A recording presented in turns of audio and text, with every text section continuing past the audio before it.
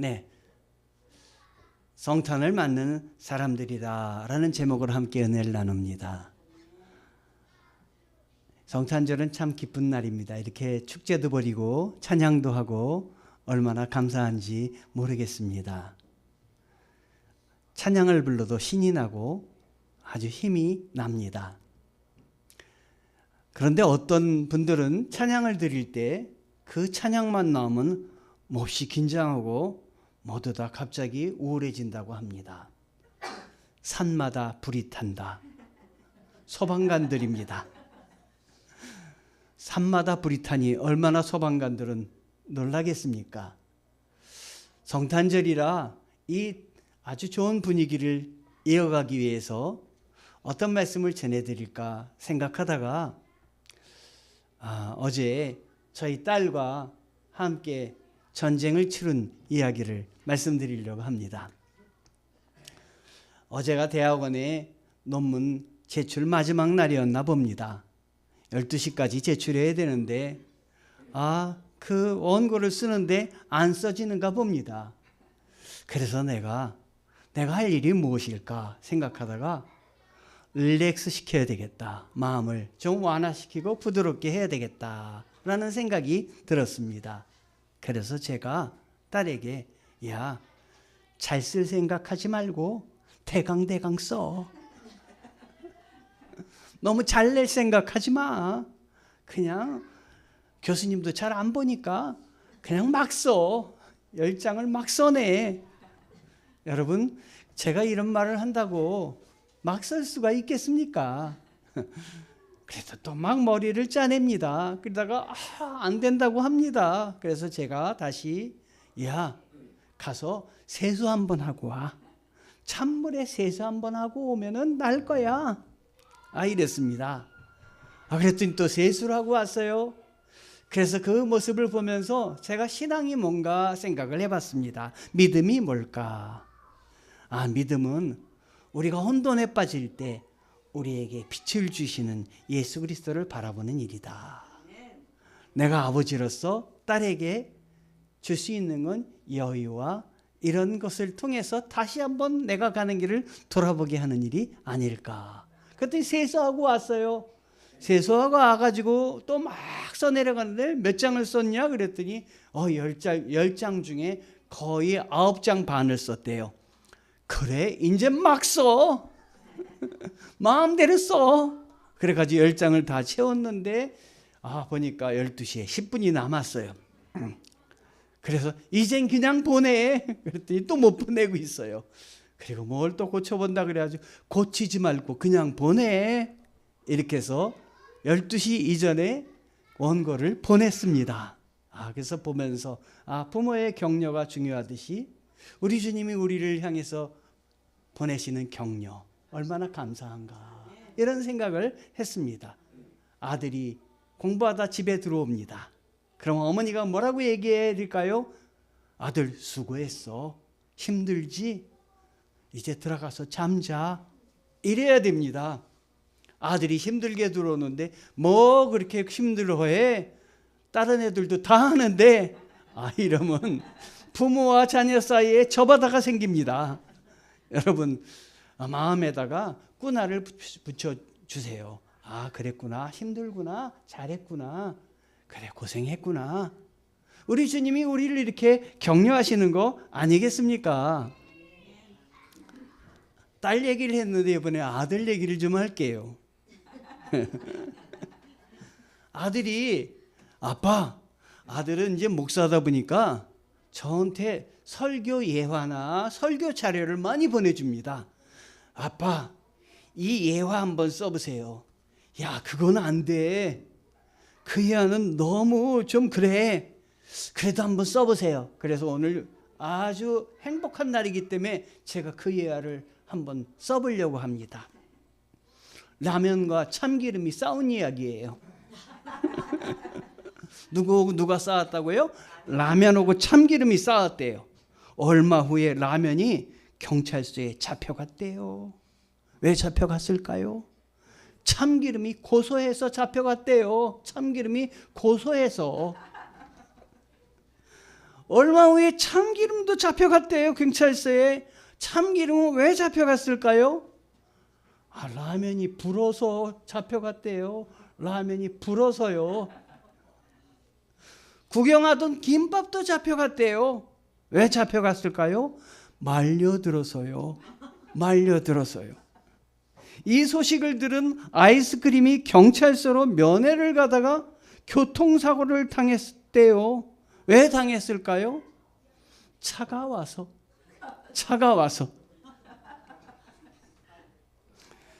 자, 그 다음에도 여러 얘기가 많이 했는데 그 정도로 하고요. 그런데 이 모든 일이 소금 때문이랍니다. 왜 그럴까요? 처음부터 소금이 짠 거랍니다. 짠 거랍니다.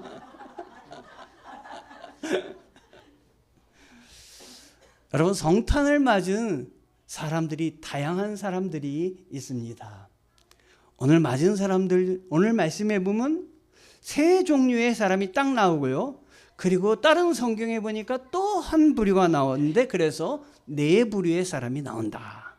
저는 말씀드리고 싶어요. 첫 번째 헤로당, 두 번째 제사장과 서기관, 세 번째 베들레헴 여관 주인들, 네 번째 동방박사들입니다.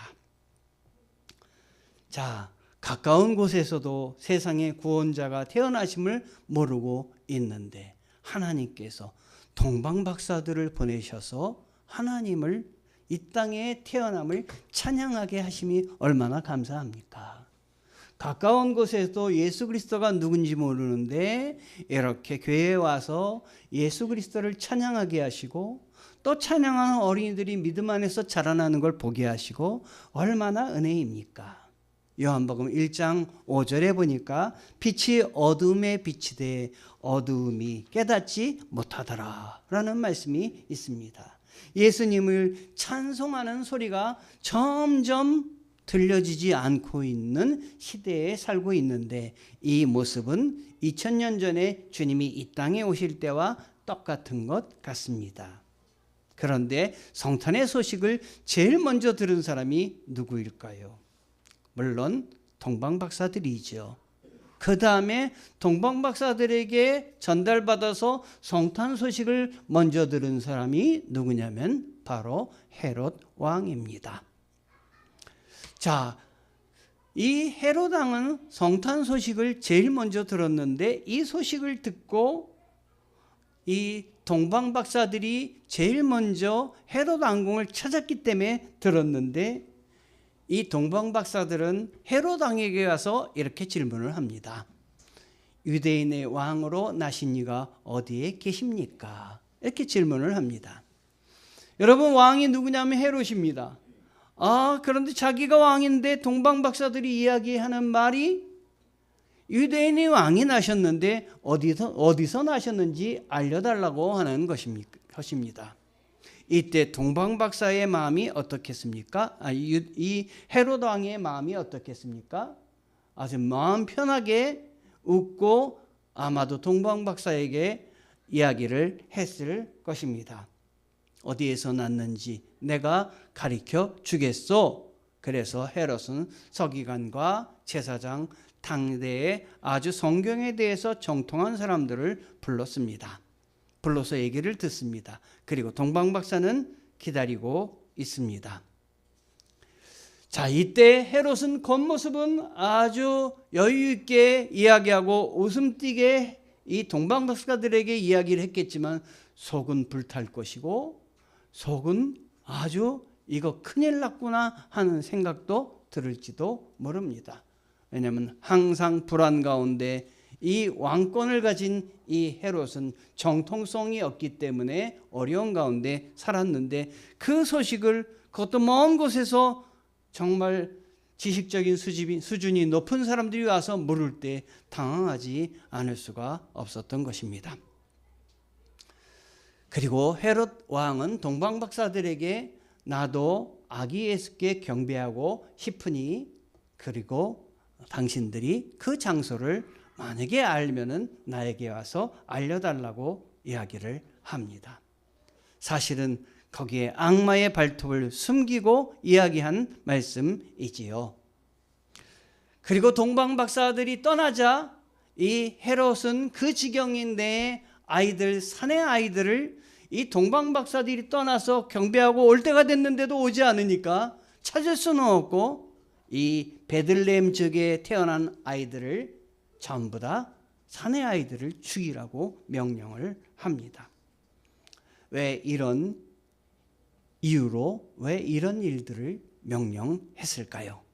5가지 이유를 살펴볼 수가 있는데 그 5가지 이유는 왕권을 유지하기 위함이었고, 그의 마음속에 있는 시기심이었고, 자기보다 또 왕이 태어난다는 말을 듣고 질투심이 있었고, 자기 왕권을 계속해서 유지시키고 싶은 욕심이 있었고, 그의 마음속에 있는 증오가 있었기 때문입니다. 여러분, 판단력은 이런 마음 가운데 바탕이 돼서 한다면 아주 바른 판단을 내릴 수가 없는 것입니다. 여러분에게도 또 저에게도 이런 모습이 때때로는 있을 수도 있습니다.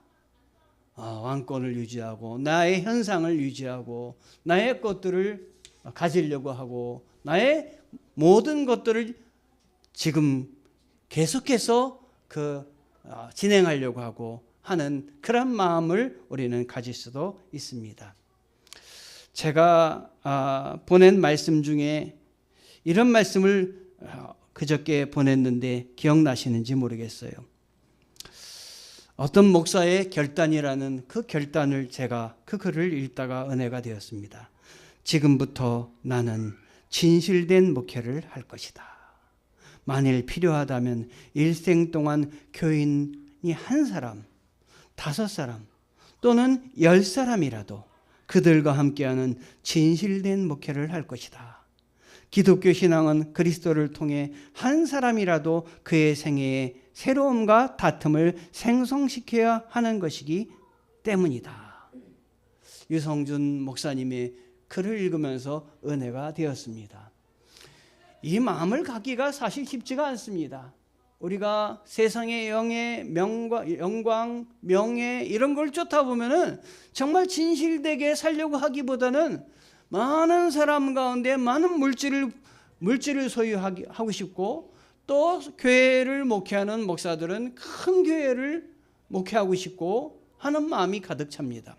윌리엄 캐리가 인도를 전도를 해가지고 그가 여러 명을 전도했음에도 불구하고 결신자는 딱 1명이었습니다. 그래서 그는 나의 인도 선교는 실패했다 이렇게 생각을 했습니다. 아닙니다. 단 1명 전도했지만 인도의 그 신앙의 아버지로 성장을 했던 것입니다. 그래서 이 윌리엄 캐리가 전도했던 그 사람이 있었던 지역을 복음화했던 것입니다. 단 1사람이라도 위해서, 단 1명이라도 위해서 애쓰는 그 사랑이 우리 주님께서 받아주신다면 우리는 정말 보람된 인생을 살 수가 있는 것입니다. 우리 주님이 온 인류를 위해서 이 땅에 오셨습니다.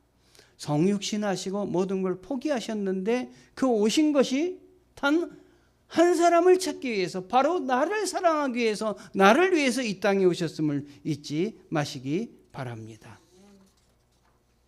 그러나 2번째로 들은 제사장과 서기관은 성탄 소식을 2번째로 들었지만, 그리고 헤롯 왕에게 동방 박사들이 한 질문을 받았습니다. 그러나 그들은 자기 지위와 권위를 유지하기 위해서 태어난 예수 그리스도를 무시했습니다. 그리고 알았다면 가서 경배해야 되는데 경배하지 않았습니다. 그리고 헤롯 왕의 아주 못된 뜻을 알고도 감추지 않고 유대 땅 베들레헴이라고 알려주었습니다. 미가서 5장 2절에 보면 이렇게 나옵니다. 그러나 너 베들레헴 에브라다야, 비록 내가 유다 족속들 중 아주 작지만 이스라엘을 다스릴 사람이 너에게로부터 나올 것이다. 그의 근본은 먼 옛날, 아주 오랜 옛날로 거슬러 올라간다. 여러분, 이 말씀 속에 우리가 은혜를 받아야 됩니다. 하나님이 나를 사랑하시되 지금 당장 여기에 나와서 이 자리에서만 사랑하시는 것이 아니라 나를 기억하시고 아주 오래전, 근본 먼 옛날부터 나를 위해서 계획을 하셨다 하는 것입니다. 믿음을 가질 때 나를 사랑하심이 지금 당장, 지금 나의 나됨이 지금 당장 내가 어렵게 헤쳐나와서 여기 있는 것이 아니라 나를 나보다 먼저 사랑하신 주님께서 오래전에 나를 위해 계획하시고 사랑하셨다. 이걸 우리가 기억한다면 우리 주님께 더욱더 감사를 드릴 수 있을 줄 압니다. 학자들은 제사장과 이 서기관들에 대해서 이런 말을 합니다. 외식자다.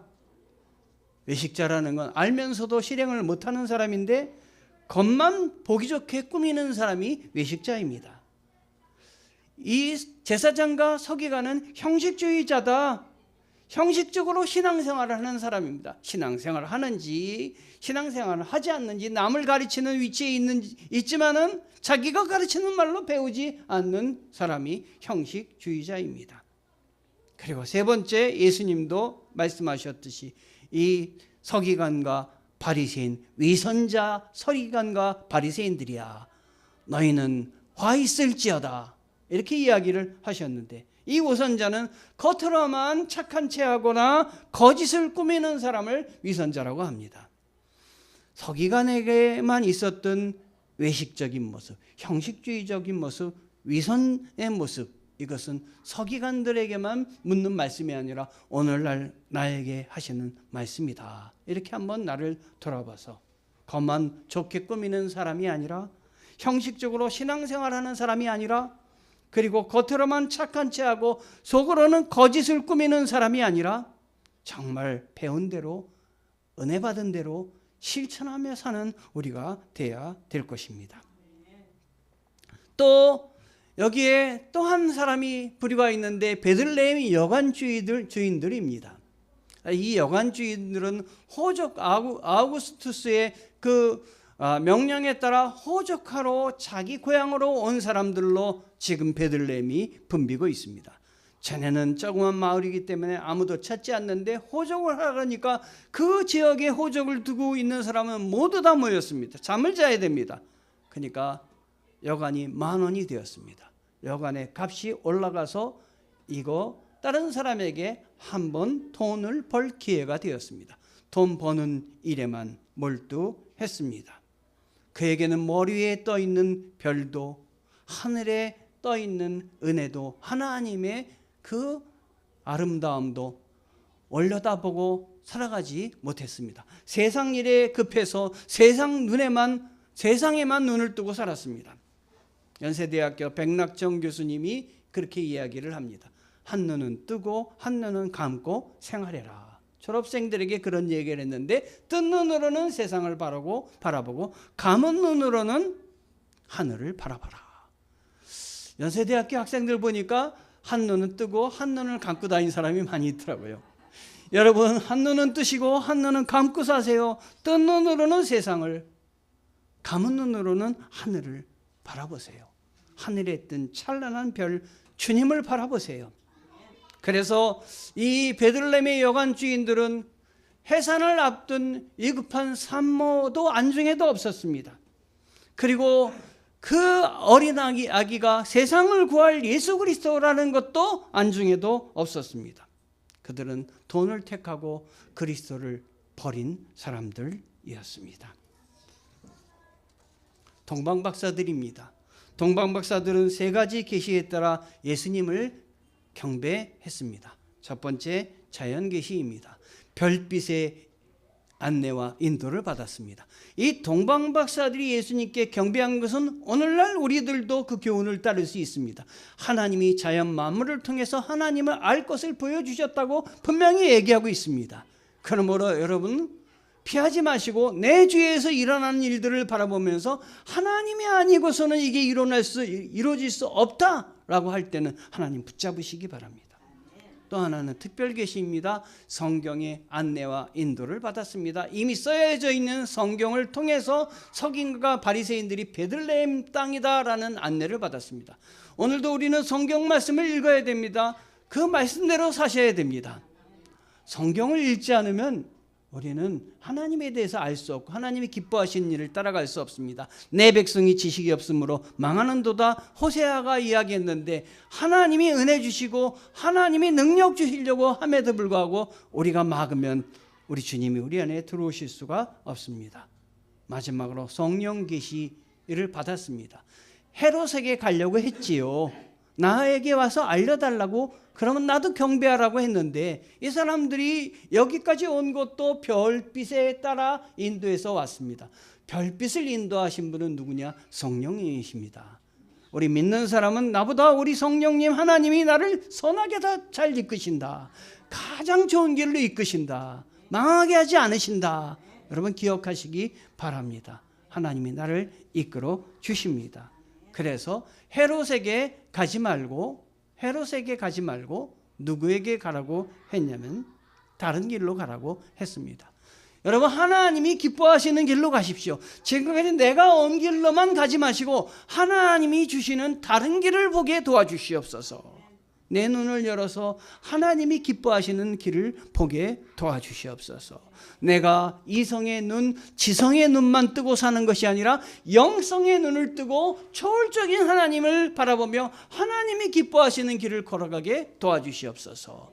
내가 내 눈과 내 생각과 내 경험만을 가지고 내 자녀들을 가르치지 않게 하시고 기도하지 않게 하시고 하나님이 주시는 영성 별빛을 바라보며 기도할 수 있게 도와주시옵소서.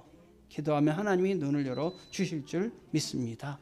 다른 길로 가라고 누구에게 얘기했냐면 동방 박사들에게 이야기를 했습니다. 다른 길로 가라고 하는 이유는 세 가지로 찾아볼 수 있는데, 먼저 헤롯에게 가면 예수의 생명이 위태하기 때문에 다른 길로 가라. 다른 길로 가라, 새 길로 가라는 의미입니다. 내가 지금까지 너의 경험과 지식과 방법으로 너를 신뢰하고 가지 말고 이제부터 신앙의 길로 가기를 작정했다면 하나님이 기뻐하시는 길로 가라. 신앙의 새로운 길을 찾아라 라고 이야기하십니다. 예수님은 나는 길이요 진리요 생명이라 말씀하셨습니다. 예수님이 그 나아간 길은 십자가의 길이었습니다. 누구냐면 존 뉴턴이라는 사람입니다. 찬송가 305장 찬송을 작시했던 사람입니다. 나 같은 죄인 살리신 주 은혜 놀라와 잃었던 생명 찾았고 광명을 얻었네. 여기까지만 한번 같이 부릅니다. 나 같은 죄인 살리신 주 은혜 놀라와 잃었던 생명 찾았고 광명을 얻었네. 이 존 뉴턴은 노예 상인이었습니다. 노예를 아프리카에서 잡아다가 유럽에다가 파는 노예 상인이었습니다. 그것으로 돈을 많이 얻어서 아주 부자가 되었습니다. 그런데 그에게 예수님이 찾아와 주셨습니다. 죄인에게도 찾아와 주시는 예수님이십니다. 세상에 악한 일을 하는 자에게도 찾아와 주시는 예수님이십니다. 이 예수님이 찾아와서 너는 지금 무엇을 하고 있느냐 이 말씀을 물었을 때 예수님 앞에 무릎을 꿇었습니다. 그리고 자기가 지금까지 했던 모든 잘못을 내려놓고 주님 앞에 고백하며 이 찬송시를 쓰며 지금까지 걸어왔던 길과는 내가 반대 길로 가겠습니다. 다른 길을 찾아 다른 길로 갔는데 그것은 자기의 모든 것들을 포기하는 길이었습니다. 그러나 감사했습니다. 나 같은 죄인 살리신 주 은혜 놀라와 잃었던 생명을 찾았고 광명을 얻었네. 내가 다른 것은 다 잃어버렸어도 주님을 잡았습니다. 그래서 그는 305장을 이렇게 작사했습니다. 여러분들이 305장을 찬송할 때마다 이분의 그 고백이 여러분의 고백이 되기를 원합니다. 오늘 말씀을 정리합니다. 오늘 본문 중에 어떤 사람이 되어야 하겠습니까? 사실 이 부분은 우리 어린이들이 같이 예배를 드리게 하고 어린이들에게 퀴즈를 내서 상품을 주려고 했습니다. 그러면 어린이들이 뭐라고 답을 딱 할까요? 동방박사들입니다. 이렇게 얘기할, 근데 다 데리고 벌써 나갔어요. 나중이라도 한번 물어봐야 되겠습니다. 오늘 본문 중에 어떤 사람이 되어야 될까요? 주님의 사랑에, 주님의 말씀에 민감한 사람이 되어야 되겠습니다. 별빛으로 주님께서 인도하신다는 것까지도 믿는 사람이 되어야 되겠습니다. 헤롯 왕과 같은 시기, 질투, 피 흘리는 일, 우리 인생에는 이제 물러갈지어다. 내 삶에서는 그런 일은 없을지어다. 제사장, 이 제사장 알면서도 행하지 않는 일은 나는 물러갈지어다. 외식과 형식에 얽매이는 것도 나는 이제 내 인생에서 물러갈지어다. 이제 남은 것은 동방박사들이 찾은 길, 예수님을 찾아와 경배와 예물을 드리고 나의 모든 물질과 나의 모든 것은 하나님이 나에게 하나님의 영광을 위해서 쓰라고 주신 것이라고 내가 믿고 감당하겠습니다. 다른 길로 가라는 말에 순종하는 내가 되겠습니다. 하나님이 누구이신지 아는 사람들이 되겠습니다. 하나님이 누구이신지 아는 사람은 하나님과 하나가 되었다는 것입니다. 그분이 내 안에 계시다는 것을 아는 사람입니다. 곧 구원받은 사람입니다. 하나님이 나와 함께 하실 때 부족함이 없고 결핍함이 없고 불안감에서 해방될 수 있는 것입니다. 세상을 이기는 힘이 우리 하나님 안에서 시작되는 것입니다. 하나님 안에 방법이 있는 것입니다. 내가 방법이 없고 길이 보이지 않을 때 그 자리에 무릎을 꿇으세요. 하나님, 길을 보여주시옵소서. 내 눈을 열어주시옵소서. 주님 은혜로 나가기를 원합니다. 하나님의 계시를 따르는 그 믿음의 생활을 계속하는 성탄절 되시기를 주님의 이름으로 축원합니다. 기도하시겠습니다. 하나님 감사합니다. 우리에게 성탄절을 주신 은혜 감사합니다. 우리에게 등대와 같은 예수 그리스도를 보내주시니 감사합니다. 예수님을 바라보고